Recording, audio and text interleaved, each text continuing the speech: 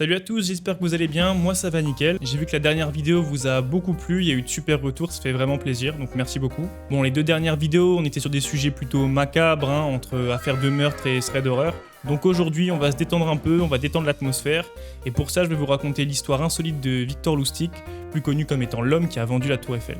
Notre histoire commence le 4 janvier 1890 à Ostiny, au royaume de Bohême, l'ancien royaume d'Autriche-Hongrie, avec la naissance de Victor. Victor, il est issu de la bourgeoisie et il reçoit une bonne éducation puisqu'il parle 5 langues différentes. Même s'il quitte l'école assez jeune, il est convaincu d'être plus intelligent que la moyenne. Et il se dit qu'il va pouvoir mettre au service de l'humanité son incroyable intelligence, en arnaquant les gens, bien évidemment. Vers ses 16 ans, il trempe déjà dans des histoires louches en Allemagne, où il va grandir sans s'assagir pour autant. Il entre rapidement dans les fichiers de la police pour des histoires de paris hippiques, table de poker, jeux d'argent, ou encore duels musclés. Dans les années 1910, Victor gagne de l'argent sur les grands vapeurs transocéaniques en trichant aux jeux de cartes. Sur ces bateaux, il va côtoyer le gratin industriel, les vedettes du show business de l'époque et des néo-millionnaires. Et il va profiter de ces gens-là, qu'il appelle lui-même ses pigeons, pour élaborer différents stratagèmes afin de leur soutirer de l'argent. Malheureusement, son petit business va rapidement prendre fin en 1914 avec le début de la Première Guerre mondiale, puisque le temps n'est plus vraiment à la fête et que plus grand monde ne fréquente les bateaux de croisière. Victor se rend donc aux USA, où il se fera appeler comte Victor Lustig. Il se mariera à une femme nommée Roberta, ce qui l'empêchera pas d'avoir plusieurs autres histoires avec des femmes en parallèle. Car oui, c'est un autre point important de sa personnalité, Victor il aime les femmes et il sera toujours accompagné de femmes plus belles les unes que les autres, mais ce sera jamais les mêmes. Autre point important, si vous pensiez connaître Victor, laissez-moi tout de suite vous prévenir, son passé est fabriqué de toutes pièces et encore aujourd'hui il est plus qu'incertain. Il s'appelle en réalité même pas Victor Lustig, qui sera qu'un des 47 noms qu'il prendra au cours de sa vie, puisqu'il changera d'identité comme de chemise. Son vrai nom c'est Robert Miller, mais par souci de simplicité, nous on va continuer de l'appeler Victor. Dans tous les cas, son passé a beau être inventé, comme il a une bonne gueule et qu'il se présente comme un aristocrate, il arrive sans problème à arnaquer les gens fortunés. Ses escroqueries préférées, c'est les faux tuyaux pour des courses de chevaux. Big bet, ok? Big bet or little bet? Big bet. You are sure? Today, big bet. Is Today- normally match ou sikeli match? Today is Kelima. Et la vente mystérieuse de machines permettant d'imprimer des billets de banque. Sa stratégie est la suivante. Une fois que Victor repère sa cible, il l'invite à prendre un verre dans sa chambre d'hôtel. Au cours de la discussion, il lui confie le secret de sa richesse. Il sort un coffre sculpté dans de l'acajou et présente la boîte comme étant une machine permettant de dupliquer les billets de banque.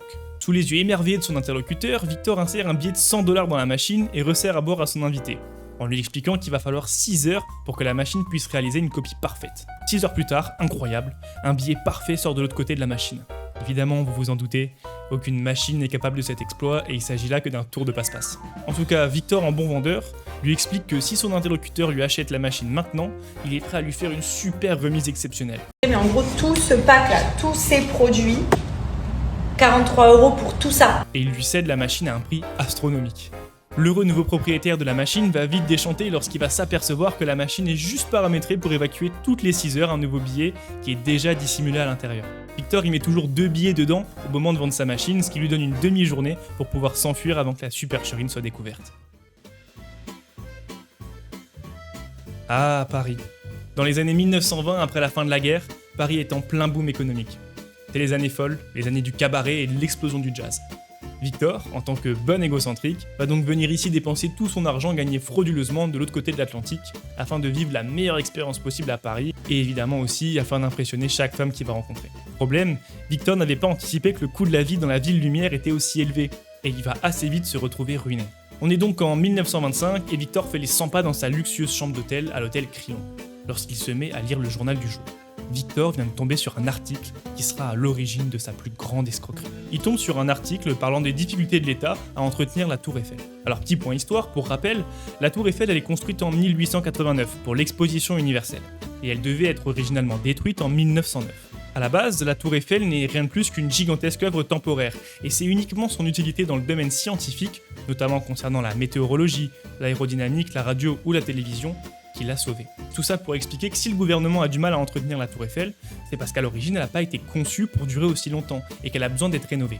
Le journaliste termine son article en concluant sur une touche d'humour: devra-t-on vendre la Tour Eiffel? Cette question, Victor il va la prendre au pied de la lettre et il sent qu'il y a un coup à jouer. Il vient d'avoir une nouvelle idée d'arnaque complètement loufoque. Et si je vendais vraiment la Tour Eiffel? Ni une ni deux, Victor se camoufle en fonctionnaire du gouvernement et fait fabriquer une fausse annonce de vente. Il envoie cette annonce aux 5 plus grandes entreprises de récupération de ferraille et leur joint une invitation pour un rendez-vous. Victor explique dans cette invitation que la tour Eiffel doit être démontée car plus possible à entretenir et que toute la ferraille va être vendue. Il précise qu'il s'agit là d'une affaire ultra secrète de l'État qui ne doit être ébruitée sous aucun prétexte. Il donne donc rendez-vous à ces 5 hommes d'affaires à l'hôtel Crillon. Camouflage parfait puisque c'est un hôtel prisé des politiques et des diplomates. Le rendez-vous démarre et Victor se présente comme le directeur général représentant du ministère des Postes, Télégrammes et Transmissions, l'ancêtre public de ce qu'on connaît maintenant simplement sous le nom de la Poste. Victor, lui, il sait comment parler aux grandes pontes, il a l'habitude. Il va les brosser dans le sens du poil en leur expliquant qu'ils ont été sélectionnés parce que ce sont les meilleurs hommes d'affaires du pays, etc., etc. Il explique donc le projet de démolition de la tour Eiffel et que toute la ferraille va être vendue. Victor, c'est un mec aisé à l'oral. Il a la tchatche, si bien que personne dans la pièce ne se doute une seule seconde qu'il s'agit d'une escroquerie. Afin de les convaincre totalement, Victor les emmène même directement au pied de la tour Eiffel et tente un énorme coup de bluff. Il va tenter de passer devant toute la file d'attente et de demander au guichet de les faire passer, car Victor serait un représentant de l'État. Victor arrive devant le guichet et montre une fausse carte ministérielle falsifiée hâtivement. Si on s'attarde dessus, on peut assez vite remarquer qu'il s'agit d'une fausse. Et par un miracle, cette carte ne pose aucun problème, et Victor conduit son petit groupe convaincu dans la tour Eiffel. Tout se passe bien, la journée se termine, et tout le monde est convaincu que Victor est effectivement un représentant de l'État. Victor les remercie donc d'être venus, et les informe qu'ils n'ont que 24 heures pour faire leur proposition. Victor, lui, de son côté, il a déjà repéré sa cible. André Poisson. André Poisson, déjà le nom plus français tu meurs, mais ensuite c'est surtout un homme qui a peu confiance en lui et qui tente désespérément de se faire un nom dans les affaires. Et il compte sur l'achat de la ferraille de la tour Eiffel pour se faire une place dans le milieu.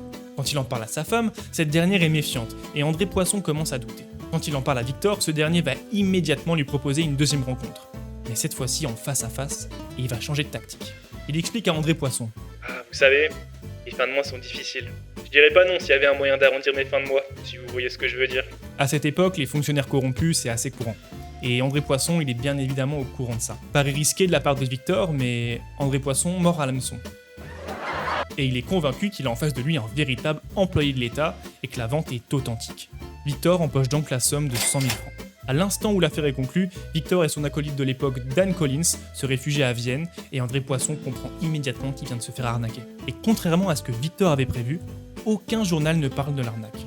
En fait, André Poisson, qui voulait se faire un nom parmi les plus grands hommes d'affaires, venait de se faire tellement humilier qu'il n'a pas osé dénoncer l'escroquerie à la police. Victor décide donc de revenir un mois plus tard à Paris pour tenter de vendre une seconde fois la tour Eiffel. Malheureusement pour lui, cette fois-ci il tombe pas sur quelqu'un d'aussi crédule, et la personne le dénonce immédiatement à la police. Victor n'a pas le choix, il doit s'enfuir en vitesse. Il retourne donc aux USA et reprend ses bonnes vieilles arnaques, parce que comme on dit, c'est dans les meilleures confitures qu'on fait les meilleurs pots. Il va donc reprendre son arnaque de boîte à fabriquer les faux billets. Petite anecdote, il va même arnaquer Al Capone, le célèbre baron de la drogue. Alors il y a plusieurs versions de l'histoire, on nous parle de 60 000 $ escroqués, ou bien seulement de 20 000, mais Al Capone aurait compris l'arnaque et lui aurait donné 5 000 € pour son audace, enfin bref. On ne sait pas vraiment comment ça s'est déroulé, ni combien Victor en a tiré, on est sûr d'une seule chose, il a bel et bien arnaqué Al Capone. Malheureusement, à cause du crash de 1920, son arnaque elle fonctionne moins bien. Il va donc se mettre à fabriquer des faux billets pour de vrai cette fois-ci, et il va se faire attraper et emprisonner dans l'Oklahoma. Mais bon, Victor il a plus d'un tour dans son sac, et comme on dit on change pas une équipe qui gagne, donc il va convaincre le shérif de le libérer en échange d'une super réduction sur une presse pour imprimer des faux billets.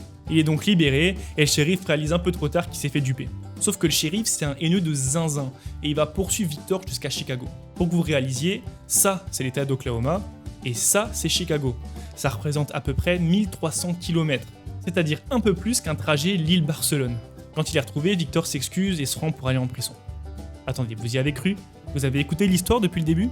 Non, Victor il va juste embrouiller le shérif et lui dire qu'il sait pas utiliser la presse. Il va l'assommer avec un max de jargon bien technique, si bien que le shérif il se met à douter et il lui dit « Ok, reviens à Oklahoma et tu me montres comment on fait ». Victor lui montre donc la soi-disant manipulation à réaliser, et pour qu'il pose pas trop de questions, Victor il lui donne une liasse de 1000 $.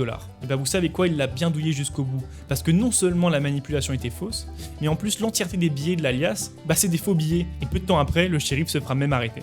On est maintenant en 1934 et le Secret Service, une entité gouvernementale, constitue une commission spéciale chargée de découvrir l'origine des faux billets qui inondent actuellement les États-Unis.